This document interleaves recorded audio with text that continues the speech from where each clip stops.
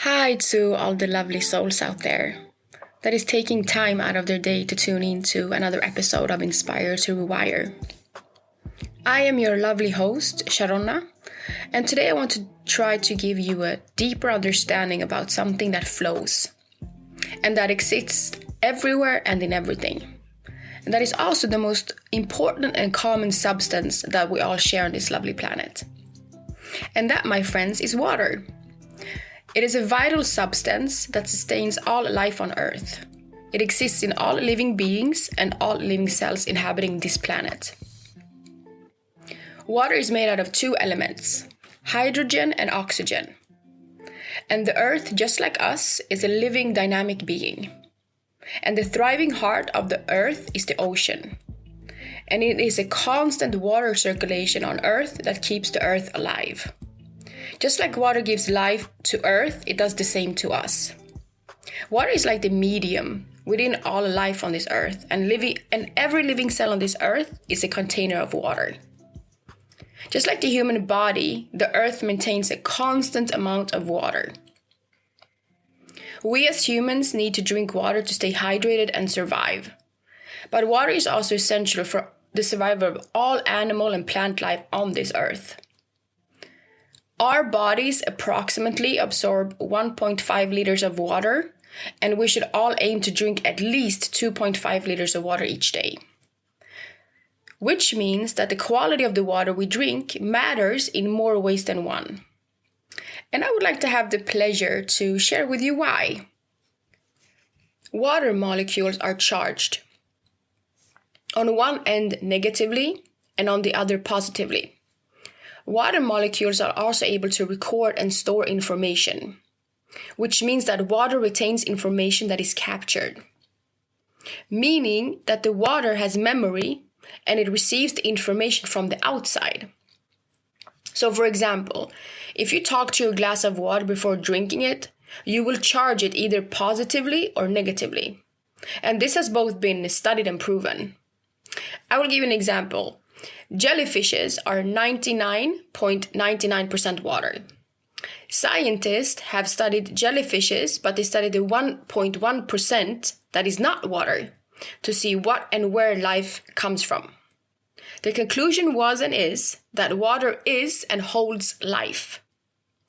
And there is so many different qualities of water, and the quality of the water that we drink is of importance to our own health. As I mentioned previously, I reside in Sweden, where we are supposedly to have some of the world's finest tap drinking water. However, upon tasting spring water for the first time, I noticed a profound difference in its smoothness and flavor compared to the tap water we have here. And I found myself feeling more hydrated when consuming spring water opposed to the tap water. This experience actually ignited a curiosity within me, prompting me to delve deeper into the understanding the reasons behind this difference. Upon uncovering the truth, I was somewhat surprised, and not in a positive manner. There is this man by the name Masaru Emoto that has studied water for 15 years, and he has made remarkable discoveries. Mr. Emoto's discoveries particularly intrigued me as I embarked on my journey of healing, as I began to awaken to a new level of awareness. And I gradually realized that much of what I have learned from childhood to that moment was based on falsehood, a deception in all aspects of life, even when it comes to the water we drink. The more knowledge I acquired, the more I comprehended the extent of my own ignorance. I also came to recognize that many of the practices that supposedly is beneficial to my health or our health is in fact detrimental.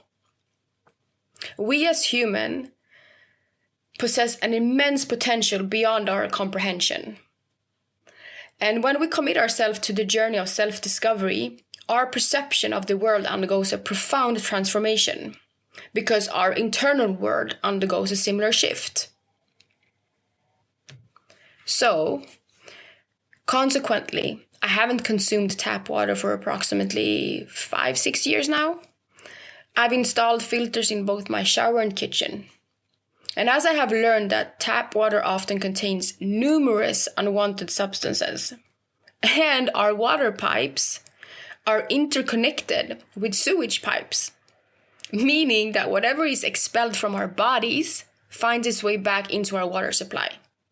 This includes a mixture of waste from various individuals, creating a concerning mixture within the pipes. Despite aggressive water purification methods and over 1,000 man-made chemicals that persist in our water system, sewage is frequently recycled into our water supply, and conventional filters cannot remove all the contaminants. As a result, chlorine, fluoride, hormone residues, medication remnants, drugs, and other chemicals circulate through our pipes, and this is impacting the water quality. Additionally, chlorine's presence in water removes oxygen, further compromising its quality. I think Masaru Emoto's discoveries regarding water have been incredibly fascinating and have significantly broadened my perspective on this essential element. Through his studies over the years, I gained a deeper understanding of water and its complex properties. For those who are intrigued by a deeper understanding, delving into quantum physics offers insights into the fascinating realm of hexagonal patterns and their connection to our existence. However, given the complexity of this topic, I will merely scratch the surface here and relate it back to the water. So, in nature, water flows organically, and as a result, each water molecule adopts a beautiful hexagonal pattern, forming crystal formation. These hexagonal crystals are natural formations that signify the structured organization of the water molecules. The structure of the water refers to how its molecules are arranged. For example, tap water typically contains 11 to 16 molecules per cluster. Smaller water molecules are more cheerfully absorbed by our cells, which is enhancing hydration and cellular function in our system. For example, red blood cells electrolytically charged, and when these cells lose their energetic charge, they tend to clump together, impeding proper circulation and movement within the bloodstream. So therefore, ensuring adequate hydration with water that is structured to facilitate cellular absorption can contribute to overall health and vitality. And as water flows through our pipes, its molecular structure is disrupted by the unnatural curves and edges that it encounters. Unlike in nature, where water flows freely and naturally, the journey through city pipelines imposes unnatural flow, which means that it destroys the hexagonal and crystal formations within the molecule structure of the water. So we are drinking broken water. And along this journey through our pipes, water also absorbs the energy and vibration of its surroundings. As I mentioned before, water has memory and is affected by its outside environment. So this means that the water is affected by the emotional and mental states of the population. So when it passes through our pipes in our cities, which unfortunately is sad to say, and I would like to think that many of us are aware of that in today's world, a significant portion of the population experiences stress and depression and anxiety and low vibrational energy, which can spiritually pollute the water. This means that the majority of people who consume tap water are essentially ingesting water that is diminished with vitality. Studies have shown that fish placed in tap water can both develop health issues and behavioral changes compared to those fishes who are put in natural water. There is a big contrast between naturally pure water and chemically purified water, and it is evident when animals intuitively choose natural sources for their own hydration needs. Another thing worth knowing is that water is highly responsive to external influences such as radiation from cell phones and TVs and microwaves, as well as our own vibrational frequency, as you are vibration. I also think it's crucial to be mindful of the impact of consuming water or any beverage from plastic bottles, and especially considering that many of these drinks may have been stored in bottles for an extended periods, leading to the release of microplastic into the liquid. Not only does this pose potential health risk for those consuming the drinks, but it also contributes to plastic pollution, further harming our environment. So opting for alternative options such as glass containers can help minimize the exposure to microplastics and reduce the plastic pollution, promoting both personal health and environmental well-being. Glass is a natural element, known for its smooth texture and harmonizing effects on water.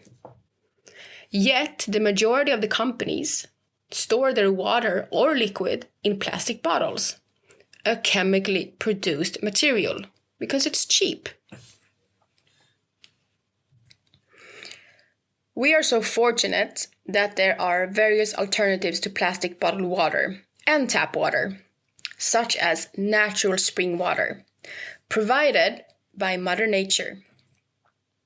Although it may not always be accessible to everyone, there is also other options like alkaline water that is processed through specialized machines to enhance its structure, and that provides another beneficial choice. Myself, I have personally experienced the transformative effects of fresh spring water. And I just love the taste of spring water and how smoothly it goes down my throat and, caters to my body. I would also like to mention the benefits of water fasting while I'm on the subject of water, as I have firsthand experienced water fasting throughout my life. And my first 10-day water fast, about maybe 7 years ago, presented its challenges, but the mental clarity and inner peace it brought were remarkable, and I loved it.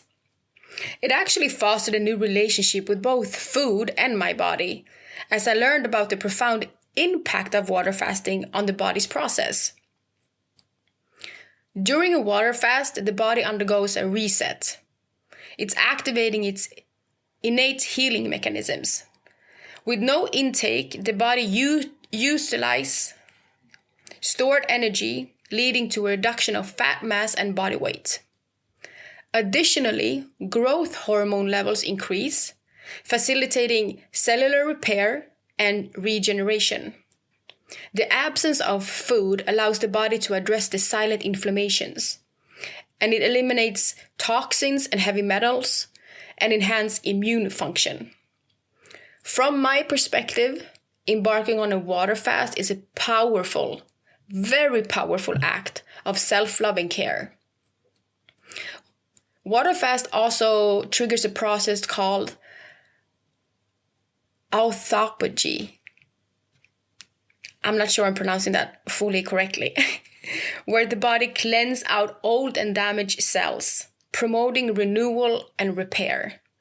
And during a water fast, typically around day 2, when approximately 90-95% of the energy comes from ketones, the brain shifts to using ketones for fuels instead of glucose, resulting in a noticeable difference in energy levels. When this happens in your body, you feel it. Like you feel the shift and you feel the difference within your body happening. Like this is what makes me want to water fast, because how the energy levels that I get and how much clarity I feel in my mind. And it's also a very spiritual experience, I would like to say. I love to water fast. I think it's a mental challenge for sure, but it's also something that, I encourage everyone to put themselves through, because I think it can be very beneficial in more ways than one. Anyway, By day 3, there is often a reversal of chronic diseases and an increase in stem cells, aiding the body's own healing process, which is dope. I recently myself embarked on a water fast, and I intend to do so again. And this time I'm going to do it for 7 days maybe. And during the fast, I plan to engage in more meditation and breath work, allowing myself to go inward and connect with my body's needs each day. It's very crucial to listen to your body during a water fast and adjusting your activities based on your energy levels.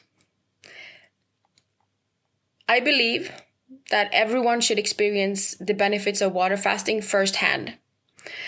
It jumpstarts fat burning for those people who have maybe issues with losing weight or, sometimes is struggling. And it can lead to a significant weight loss. It has helped me in more ways than one. However, fasting isn't just about physical benefits. It also challenges us mentally and emotionally. We are able to confront habits like eating out of boredom or for emotional comfort. Unfortunately, our society often prioritizes quick fixes over meaningful challenges. And many hold this belief that contradicts what actually is best for our own individual health. So many view water fasting as dangerous. But when done correctly, it can be profoundly beneficial. Mentally, emotionally, physically, spiritually, like water fasting it's so good.